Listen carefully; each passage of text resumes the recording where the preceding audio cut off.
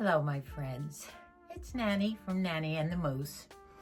And I just wanted to give you a quick update as to why you didn't hear from me in the middle of the week. And I'm probably going to maybe be doing some updates just once a week for a while now. It's funny how things can change so quickly, but my Moosie had a little turn for the worse. And as of last Monday, actually the day after I put up my Lily Silk video, Moosie seemed to get a little weaker, and by 3 in the morning, it was obvious that he was either having a stroke or something that was taking over his body, and it was so scary. I called my daughter and Micah, who, thank God, live right in the big house right near us. We live in a nanny pod on their property. And they came down, and poor Moose was delirious, I guess you'd say. So we raced him off. The ambulance came, and 10 wonderful men were here in our little adobe, getting him, doing all sorts of things on him, and then getting him off to the hospital. Thank God they got him there quickly, and we worked quickly. He is fine. I'm going to start that off right now. He's not fine, but he's good. And what it turned out to be was a UTI infection that he had had for a while, evidently, and didn't realize it. The pain that he thought he had in his hips possibly could have been his kidneys. And he had turned sepsis. And I know that word is not good. And of course, I look everything up on Google, and sometimes you should and sometimes you shouldn't because you learn too much. But it was very serious. He went into a sepsis shock. And they right away got wonderful hospital. They got intravenous antibiotics into him right away. And by 7 in the morning, he popped out of this, which they tell me was good. That the fact that he recovered from the shock so fast, that it was a good sign for ahead. Well, today is Friday. He is still in the hospital. He was in the critical care unit for 2 days and kept responding to the antibiotics intravenously. And they did so many tests. Of course, right away, they did a CT scan. Now Moosie has a pacemaker, so he can't have MRIs. But they did all kinds of neurological things because we were afraid of that. All the signs, it seemed, of a stroke. It was so scary. And everything's fine, except that the sepsis still has to be treated. So little by little, he's been on a regular floor. I've been going to see him. He's been having fun with all the nurses, as you can imagine.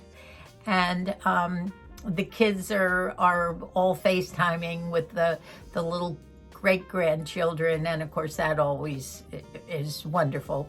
And he's getting a little grumpy, so I know he's getting back to his old self, and he's anxious to come home. The problem is that he's coming home. He can't continue the antibiotic pills because they interfere with one of his heart drugs. So he has to continue the intravenous antibiotics. And I have to be instructed as to how to do this, and I'm scared to death. I'm a teacher. I've always said that. I'm a teacher. I'm not a nurse so far as those things go, but they say a nurse will visit every day, but he needs this 3 times a day. And they say they will show me. He's going to have a port in his arm, and I'm sure a lot of you have done this yourself too. It's difficult to see him like this. But he is good. He's improved. But we do have to be very careful.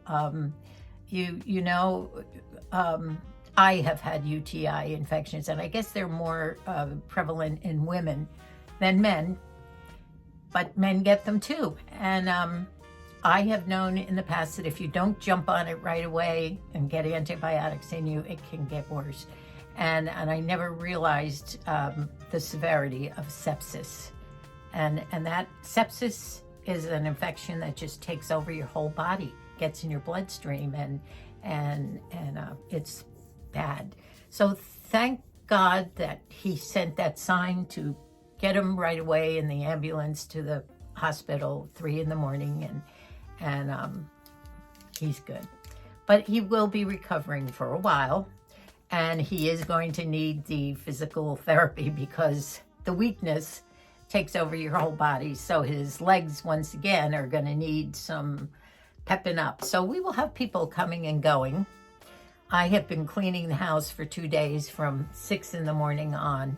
That first night, I might look a little ragged, by the way, so please excuse it. That first night, I didn't have any sleep whatsoever, not a wink. So the second night, I did get about a full 8 hours. You know that I don't normally sleep more than 2 or 3 hours at a time and then wake up and stay awake. But I had, for the last 2 nights, some good sleep. So I'm recovering from it too. So I know my Moosie, and I have a feeling that the next video that I make, and I don't know when it will be, it depends on all the things that are going on around here and the care that he is going to have. I don't know when it's going to be, but I'm going to try and check in at least once a week with you, and maybe little shorties in between just to keep you, because I know you all love Moosie so much. And, you know, he loves the camera too. Don't let him fool you. He loves those little cameos. So his spirits are great. Thank God. His mind is fine. And he's back to normal in that way. But this infection is still in his body, and it takes a while to get out. It's strange how you wonder how long he's had to have had it to have gone into sepsis for a while. And I wonder when he said both hips were the doctor was saying hip pain is in that same, especially, and he has the back pain too, in that same area where kidneys are too. So you can mistake pain sometimes and not realize it. But at any rate, I have to tell you an interesting story that goes along with this. Monday, which was the day this happened to Moose, that night after we went to bed, I had one of those days that you say, oh, let me forget this day. In the morning, as I was trying to make some breakfast for Moose, I was going to make a nice white, egg white omelet with spinach in it, real good and healthy, and a little bit of mozzarella cheese. And as I was doing that in the kitchen, I noticed that there was some water coming from under the refrigerator. And it was flowing, and I got towels, and the more I would try and mop it up, the water seemed to be still coming. And the refrigerator is fairly new. Debbie and her husband Barry bought us a refrigerator less than a year ago, brand new refrigerator, because our old one was doing that. So I knew it wasn't the refrigerator, and I tried to see behind the refrigerator, which are pipes galore, and we live in an adobe, so our walls are a foot thick, and they're all adobe brick, which is basically dirt that has been molded into bricks and then sun-dried and then painted white. And our adobe is 90 years old, almost 100 years old. So pipes and things are all the old galvanized original piping. So I was able to pull the refrigerator out from the wall, and it's wedged. I know you've all seen our kitchen where, in fact, our grandsons, when we put the refrigerator in, had to kind of chip away at some of the adobe bricks to get the parts that were sticking out. You know, they're all irregular, and to get this refrigerator wedged in there. But I was able to pull it out. It was on wheels, and I got it out, but then the plug was in the back and the stove was in the way, and so my grandson Brendan came down, but the water was there, and I couldn't see which pipe was the bad pipe or what. And Micah had already gone to work. He's a TV news anchorman, and he leaves about 4 in the afternoon. So Brendan had just gotten home from high school, and I couldn't pull the refrigerator out any further because the plug was a short plug. I don't know whether you want to hear all this or not, but it was part of my day. Anyway, Brendan came down and he stood on top of the stove, and he's a tall boy. Bent down, got the plug out, didn't get in the water, and eventually it stopped. But I was washing all day long also, doing a lot of the bed linens, pulling all the old bed linens off and trying to make new bedding. And of course we have that bed that goes up and down. That's difficult to make. Usually the teenagers do that for me. Anyway, I was washing with the washing machine, was just out in the shed, kind of behind the kitchen, and my glasses kept falling off my head every time. As you know, I've been pushing them up, and I just haven't gotten to the optician to get him to just straighten them. So, by the way, I did it yesterday, so they're going to stay on here. So every time I was taking garbage out, my glasses would fall. Every time I'd bend my head down. And then at one point I couldn't find them, and I was rooting in the garbage looking for my glasses, and all of a sudden I looked up, and there were my glasses sitting right next to the garbage pail on a tub, just sitting there. And it was right after I looked up, I was ready to cry, looked up and I said, Jesus, help me. And I looked over and there were the glasses. Now, I know you could all have different thoughts about that, but I know. Well, that happened to me twice more that day. When I was doing laundry, the glasses fell off. Couldn't find them. I was looking all through the laundry, looking in the washing machine, turned around, and there they were, sitting on top of the dryer. And the other time, forget when that happened, but the same thing. Right when I was feeling that I couldn't take any more to this day that was going so wrong, they were there. And I have to tell you, I have had some things like that happen in my life going all the way back to when I was having babies. And I believe that these were signs from God. Get all choked up.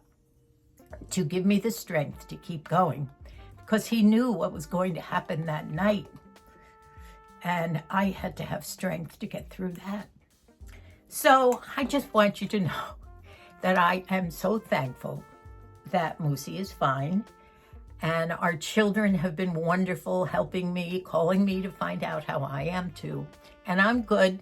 I get a weepy about everything, but it's going to be a challenge doing all these things for Moosie. Now, we do have to do this intravenous every 3 hours.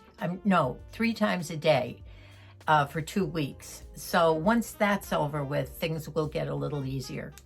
So I want you to know I haven't forgotten about you.